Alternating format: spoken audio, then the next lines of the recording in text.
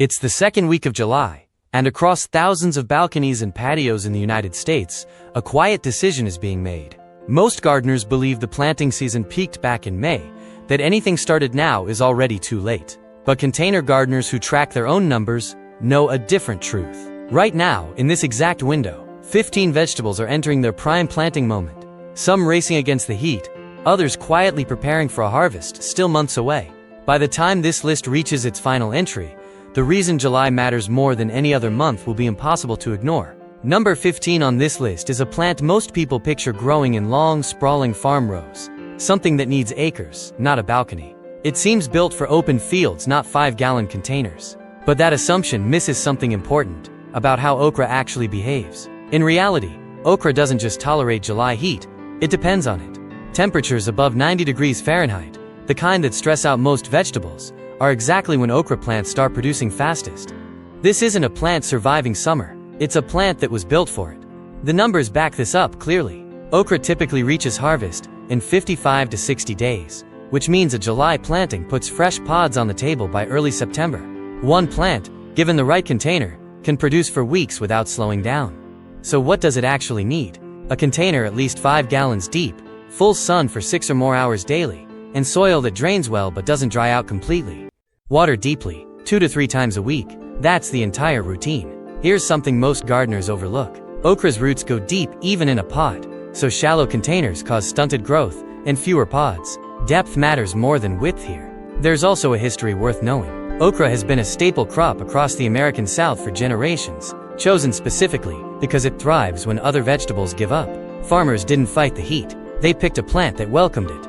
And that's the pattern behind entry number 15. While other crops need protection from July's sun, okra treats it as fuel. Next, at number 14, a plant that solves an entirely different problem, space itself. Number 14. Bush beans skip the trellis entirely, growing compact and self-supporting instead. At first glance, that seems like a small detail. Yet for a balcony gardener, it changes everything. Most vining vegetables need string, stakes, or cages to hold themselves up. This variety never needed any of that. Short, sturdy stems hold their own weight, which means a bare container works just fine.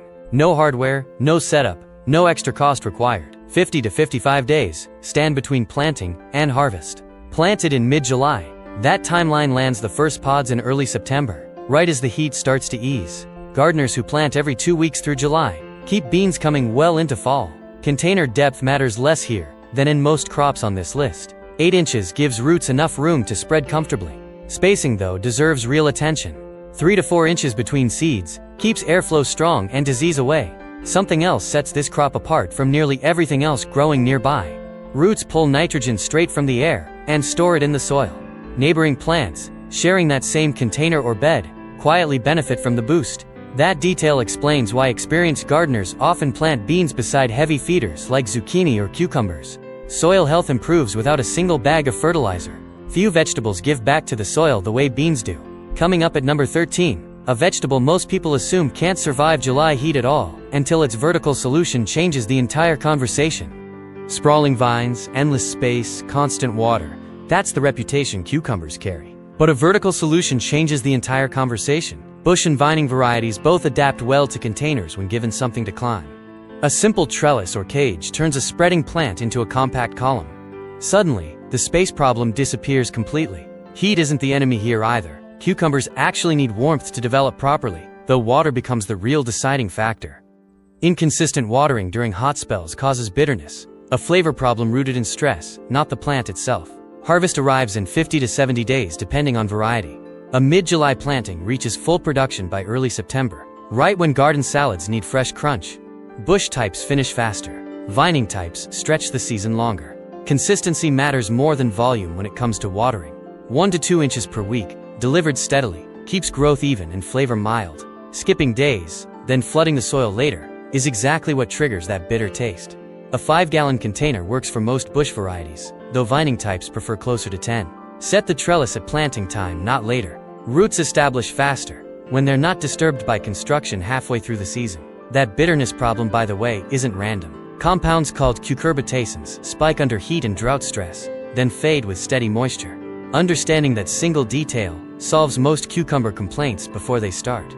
Number 12 continues this vertical theme. but with a plant famous for one very different kind of overwhelming abundance. Ask any experienced gardener about zucchini, and stories about giving away extra squash start almost immediately. It sounds exaggerated. It isn't. A single healthy plant can produce far more than most households expect. That output, though, doesn't require a garden bed at all. One large container handles the entire job on its own. Harvest begins surprisingly fast, usually within 45 to 55 days. A July planting means fresh zucchini by late August, right as backyard barbecues hit their peak. Few vegetables reward patience this quickly. Size matters more than almost anything else on this list. A 10-gallon container minimum gives roots enough room to support that heavy production. Anything smaller leads to stunted growth and fewer fruits overall. Pollination causes more confusion than any other step in the process. Zucchini plants grow separate male and female flowers, and bees don't always find container gardens easily. Hand pollinating with a small brush solves that problem in under a minute. Here's a detail most people never learn until it's too late. Fruits left on the vine even one extra day can double in size overnight. Daily checking, not weekly, keeps harvest tender instead of tough. That overproduction reputation exists for a real reason, not exaggeration. A single plant, under good conditions, can yield 20 pounds or more across a season. Neighbors receiving surprise zucchini on their porch isn't folklore. It's simple math. Coming up at number 11, the fastest return on investment anywhere on this entire list. Basil rarely gets treated as a serious crop, more of an afterthought tucked into a small pot near the door. That reputation undersells it completely. First leaves ready for harvest arrive in just 20 to 30 days. Nothing else on this list moves that quickly. A July planting means fresh basil on the table before the month even ends. The real advantage, though, isn't speed alone. It's how basil keeps producing. Regular cutting doesn't just harvest leaves. It triggers the plant to grow bushier and fuller each time. Pinching stems just above a leaf pair encourages 2 new stems to form in that same spot. Skip this step, and the plant grows tall and thin instead. Do it consistently, and one plant can supply an entire kitchen for months. Basil also works as more than a standalone herb. Planted near tomatoes, it's believed to improve flavor while naturally deterring certain pests. That pairing has earned basil a permanent spot in companion gardens across the country. July heat brings one real challenge worth watching closely. High temperatures push basil toward bolting, where the plant rushes to flower and seed instead of growing leaves. Once flowers appear, leaf flavor turns bitter almost immediately. Preventing that outcome takes very little effort. Pinch off flower buds the moment they appear, and provide light afternoon shade during the hottest stretches. That small habit keeps the plant productive straight through September. Number 10 shifts direction entirely, introducing a crop most people wrongly assume belongs only in spring. Peas, after all, bring to mind cool mornings and early season planting. Southern peas break that rule entirely. These aren't the same plant as garden peas grown in April. Cowpeas, including black-eyed peas and crowder peas, were bred specifically for heat. They perform best when temperatures sit between 80 and 95 degrees, a range that stops most other crops cold. Harvest arrives in 60 to 70 days from planting. A July start puts pods on the table by mid-September, right as many other summer crops begin slowing down. Few vegetables stay this productive so late into the season. Drought resistance sets this plant apart even further. Once established, southern peas need far less water than beans or cucumbers growing nearby. Their deep root systems pull moisture from lower in the soil, reducing daily watering demands significantly.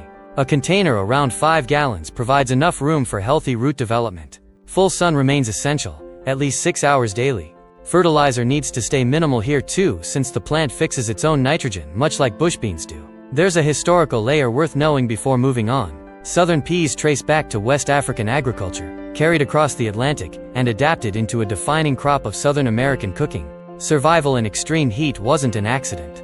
It was selected for, season after season, for generations. That history explains why this plant thrives exactly when others struggle.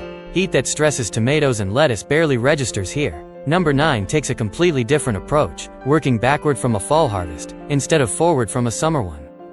Broccoli, planted in July heat, sounds impossible on the surface. Here's the shift in thinking that changes everything. Instead of asking what grows well right now, experienced gardeners ask what will be ready once temperatures drop. July becomes a starting point, not a growing season. Broccoli needs 60 to 100 days depending on variety, counted backward from the first expected frost date in a given region. For most of the United States, that calculation lands squarely in mid to late July. Miss this window, and fall broccoli simply won't have enough time to mature.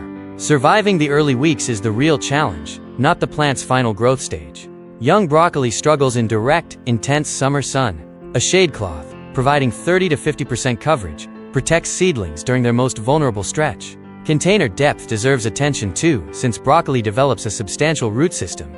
12 inches, minimum, gives roots enough room to support a full-sized head later. Shallow containers lead to small, disappointing yields no matter how well the plant is fed. Something interesting happens as temperatures eventually cool. Broccoli planted for fall harvest often produces sweeter, more tender heads than anything grown in spring. Cooler weather slows growth just enough for sugars to concentrate in the florets. That single detail explains why many gardeners now prefer fall broccoli entirely. Bolting, the plant's stress response to heat, becomes far less likely once cooler nights return consistently. Timing, not luck, makes the difference. Number 8 follows nearly identical logic to broccoli, though it demands even more precision along the way. Both crops share the same backward planting approach. Cauliflower, however, leaves far less room for error. Timing still starts with the first frost date, counting backward 70 to 85 days to find the right planting window. That math places most cauliflower starts in the same mid-July stretch as broccoli. The real difference shows up later, once heads begin forming. Temperature swings cause a problem specific to this plant, one gardeners call buttoning. Small, undersized heads form early when the plant experiences stress from heat or inconsistent watering. Once buttoning starts, there's no reversing it for that plant. Steady soil moisture becomes the single most important habit here. Deep watering 2 to 3 times weekly, rather than light daily sprinkles, keeps root conditions stable. Mulching around the base helps lock that moisture in during July's hottest afternoons. White-headed varieties need one extra step most gardeners overlook completely. Once the head reaches golf ball size, outer leaves get tied loosely over the top. This process, called blanching, blocks sunlight and keeps the head pale instead of yellowing. Container size follows broccoli's lead closely, needing at least 12 inches of depth. Purple and orange varieties skip the blanching step entirely, since their color comes from pigments rather than sun exposure. That makes it noticeably easier for a first attempt. Precision here pays off with a texture spring cauliflower rarely matches. Cool fall temperatures, slow growth just enough to produce denser, more tightly packed heads. Patience, more than skill, separates success from a plate of small, scattered florets. Number 7 moves away from heads entirely, favoring a plant that rewards picking the same leaves more than once. Kale has earned a reputation as strictly a cold weather crop, something planted in fall and forgotten until winter. That reputation only tells half the story. July planting works here for the same backward planning reason broccoli and cauliflower rely on. 55 to 75 days stand between seed and harvest, placing peak production right as autumn temperatures settle in. The timing isn't a coincidence, it's the entire strategy. Young kale struggles under direct summer sun the same way broccoli seedlings do. Partial shade during the first several weeks prevents scorched leaves and stunted growth. Once the plant establishes stronger roots, tolerance for heat improves noticeably. Harvesting works differently than most vegetables on this list. Outer leaves get picked first, always leaving the center growth point untouched. New leaves keep forming from that same point for months, sometimes well into winter. A 10-inch container gives kale enough room to develop a healthy root system. Consistent moisture matters more than heavy feeding, especially during those vulnerable early weeks. Established plants become remarkably low maintenance. Once the heat begins to break, something surprising happens once frost finally arrives. Cold temperatures trigger kale to convert starches into sugars, a survival response that makes the leaves noticeably sweeter. Many gardeners consider frost-touched kale superior to anything harvested in warmer months. That single fact reframes the entire crop. Kale isn't just tolerating cold, it's using it, turning a threat other plants avoid into its best flavor advantage. Number 6 shares that same cut and regrow habit, though on a much larger, more colorful scale. Most gardeners treat chard as decoration, something planted for its bright stems rather than serious food production. That assumption sells the plant short. Few leafy greens match chard's output per square foot of container space. 50 to 60 days bring the first harvest, and unlike many crops on this list, production doesn't stop there. Continuous picking can stretch 2 to 3 months without the plant slowing down. Heat tolerance separates chard from close relatives like spinach, almost immediately. Spinach bolts quickly once July temperatures climb, turning bitter and unusable within days. Chard, by comparison, keeps producing steadily straight through summer's hottest stretches. Harvesting the right way keeps that production going. Outer leaves come off first, cut close to the base rather than pulled. The center continues generating new growth, much like Kale's regrowth pattern from the previous entry. A 12-inch container supports Chard's root system comfortably through an entire season. Consistent watering matters more than any special fertilizer routine. Established plants tolerate brief dry spells far better than most greens on this list. Color adds a practical benefit beyond simple appearance. Red, yellow, and white-stemmed varieties, often sold together as bright lights, let gardeners track plant health at a glance. Vibrant stems typically signal strong growth, while dull coloring often points to stress. That combination of yield, heat tolerance, and visual appeal explains Chard's growing popularity in small spaces. It does the job of a leafy green, while requiring far less babysitting than its relatives. Few plants ask for this little, and return this much. Number 5. Moves underground, proving that root vegetables don't need nearly as much space as most people assume. Deep garden soil seems like a requirement for anything growing below the surface. Beets quietly disprove that idea. 50 to 60 days separate planting from harvest, a timeline that fits comfortably within July's remaining growing window. Unlike carrots or turnips, beets tolerate summer heat reasonably well as long as moisture stays consistent. That flexibility makes them forgiving for a first attempt. Spacing determines success more than almost any other factor here. Seeds sown too closely together produce crowded, undersized roots competing for the same resources. Thinning seedlings to 3 to 4 inches apart once they reach 2 inches tall solves that problem early. A container just 10 inches deep handles beets comfortably, shallower than most root vegetables require. Even that modest depth surprises gardeners expecting something closer to carrots' needs. Width matters slightly more than depth in this particular case. Here's a detail most people never realize until someone points it out. Beet greens are completely edible, tasting similar to Swiss chard with a slightly earthier flavor. Most gardeners toss them straight into the compost without a second thought. That oversight means missing half the harvest entirely. A single planting delivers both a root vegetable and a leafy green from the same small space. Few crops on this list offer that kind of built-in efficiency. Harvesting both parts together simply requires patience and timing. Roots reach ideal size around golf ball to tennis ball diameter, while greens can be trimmed lightly throughout the growing period without harming the root below. One plant, 2 meals, minimal effort. Number 4 continues underground, though it demands one very specific condition most container gardeners overlook. Carrots carry a frustrating reputation, one built on twisted, forked roots that look nothing like the smooth carrots found in stores. That outcome isn't random at all. Forking happens for a clear, predictable reason. Rocks, compacted soil, or anything blocking a root's downward path forces it to split and grow around the obstruction. Container gardening, done correctly, removes that obstacle entirely. Loose, stone-free soil makes the single biggest difference in root shape. Standard potting mix, sifted to remove clumps, gives roots a clear path straight down. Compacted or heavy garden soil, by comparison, almost guarantees twisted results. Depth matters just as much as texture here. A container of at least 12 inches allows most varieties to reach full length without hitting the bottom and curling. Shorter, round varieties work well too, and they tolerate shallower containers closer to 8 inches. Harvest windows run from 60 to 80 days depending on the variety chosen.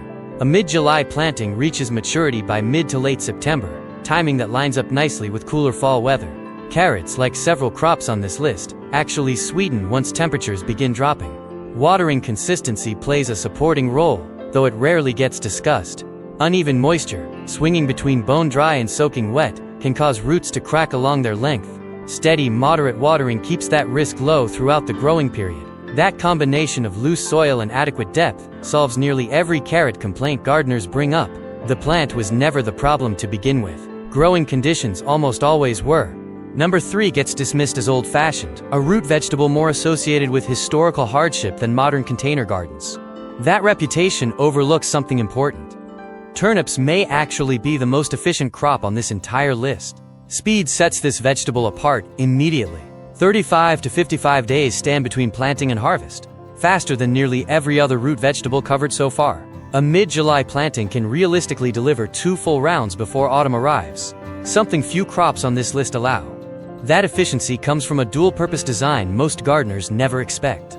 Turnip greens are entirely edible, offering a peppery, mustard-like flavor long before the root below finishes developing. Waiting for the root means missing weeks of usable harvest, sitting right at the surface. The container needs to stay refreshingly modest here. 8 to 10 inches of depth supports most varieties comfortably, similar to beets covered earlier. Spacing, though, deserves real attention, since crowded turnips produce small, woody roots instead of tender ones. 3 to 4 inches between seedlings gives roots enough room to swell properly.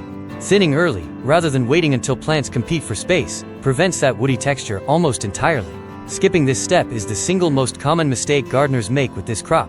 Succession planting works especially well through the remainder of July into early August. Sowing new seeds every 2 to 3 weeks keeps a steady supply of both greens and roots moving toward harvest. Few vegetables reward this kind of staggered planting as reliably as turnips do. There's historical weight behind this crop worth acknowledging honestly. Turnips became a defining staple during the Great Depression, valued precisely because they grew fast, needed little, and fed families reliably when other options ran short. That reputation for practicality wasn't a limitation. It was the entire point. Viewed through a modern lens, that same practicality becomes a strength, rather than a compromise. Fast growth, dual harvests, and minimal space requirements make turnips one of the highest return crops available in July. Old-fashioned, it turns out, was simply efficient before anyone had that particular word for it. Number 2 moves even faster, delivering results some gardeners see in under 3 weeks. Most people treat radishes as beginner filler, something planted almost as an afterthought while waiting for slower crops to catch up. That framing badly undersells what this vegetable actually offers. Speed here isn't a minor detail. 21 to 30 days separate seed from harvest, making radishes the fastest crop anywhere on this entire list.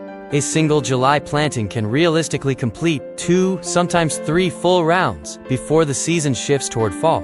That kind of turnaround changes how container gardeners think about space. Radishes work well tucked between slower growing plants, filling gaps that would otherwise sit empty for weeks. By the time neighboring crops need that room, the radishes are already gone. Container depth stays minimal compared to nearly everything else covered so far.